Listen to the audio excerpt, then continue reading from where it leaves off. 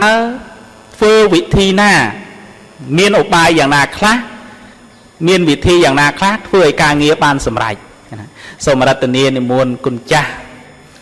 ហិនស៊ីថាសូមគុណចាស់បកស្រាយតើ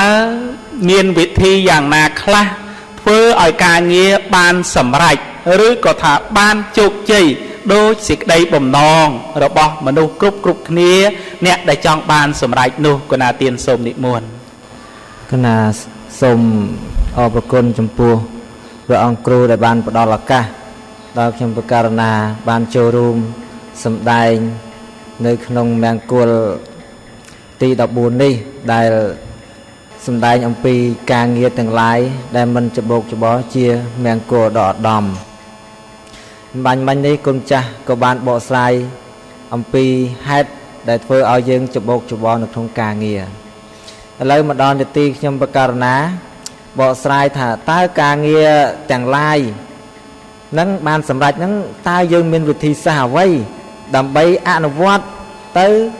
នឹងបានសម្រេចនៅការងារនេះ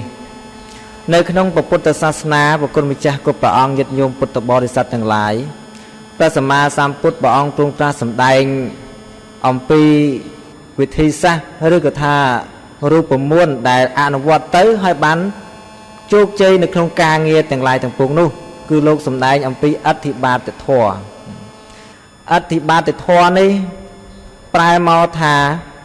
គុណជាតិប្រៀបបីដូចជាជំហានគុណជាតិប្រៀបបីដូចជាជំហានឬក៏ថា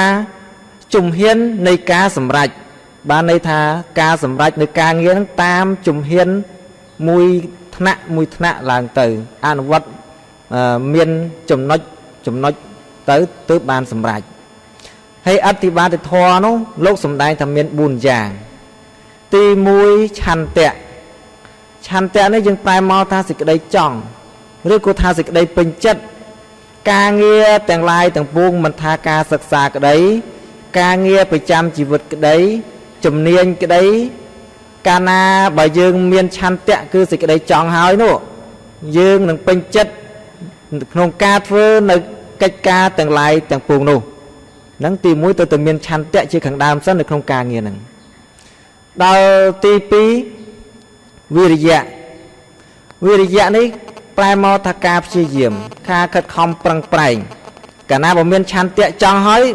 ទៀមទាឲ្យមានសេចក្តីព្យាយាមទៀតធ្វើកិច្ចការហ្នឹងបើមានតែឆន្ទៈហើយមិនមានការព្យាយាមខិតខំប្រឹងធ្វើទេធ្វើមិនបានសម្រេចអញ្ចឹងទៀមទាឲ្យមានការព្យាយាមហ្នឹងទៅលើឆន្ទៈហ្នឹងទៀតនឹងទី2ទី3ចិត្តៈមានសេចក្តីព្យាយាមហើយទៅមានចិត្តៈទៀតចិត្តៈប្រែតការត្រីរិះពិចារណាតើការងារឬក៏ថាការសិក្សារបស់យើងនោះវាដល់កម្រិតណាសិក្សាតាមផ្លូវណាទើបបានសម្រេចនៅការងារនឹងទេរិះរកវិធីសាស្ត្ររកឧបាយដើម្បីធ្វើឲ្យការងារយើងនឹងបានល្អអាហ្នឹងចិត្តៈទី3ទី4វិមង្សាប្រែថាការលបង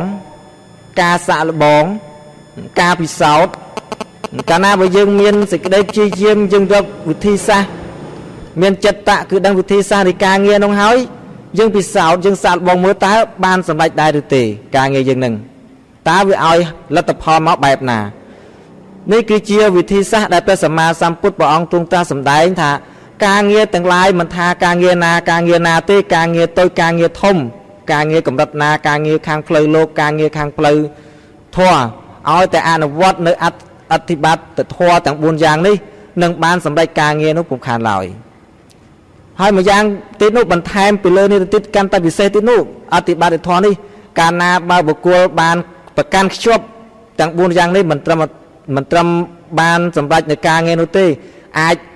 ធ្វើឲ្យអាយុជីវិតរបស់យើងនឹងតាំងអស់កាប់នៃអាយុខៃរបស់យើងទៀតនេះធម៌ទាំង4យ៉ាងនេះមានសារៈសំខាន់ណាស់ធ្វើឲ្យយើងមានអាយុវែងអស់កាប់នៃអាយុមនុស្សទៀតតាំងនៅអស់កាប់ចឹងការចូលរួមបកស្រាយរបស់ខ្ញុំបករណាមានប្រមាណប៉ុណ្ណេះគណៈមានការលើកលោកខ្វះខាតនាក៏សូមឲ្យព្រះអង្គគ្រូជាអ្នកសម្របសម្រួលមេត្តាជួយបំពេញបន្ថែមដោយសេចក្តីអនុគ្រោះសូមអនុមោទនាសាធុគណៈទានសូមអរព្រគុណណាស់ចំពោះគុណចាស់ហិនស៊ីថាដែលបានបកស្រាយ នៅវិធីដែលធ្វើឲ្យសម្រេចការងារទាំងឡាយទាំងពួងកណា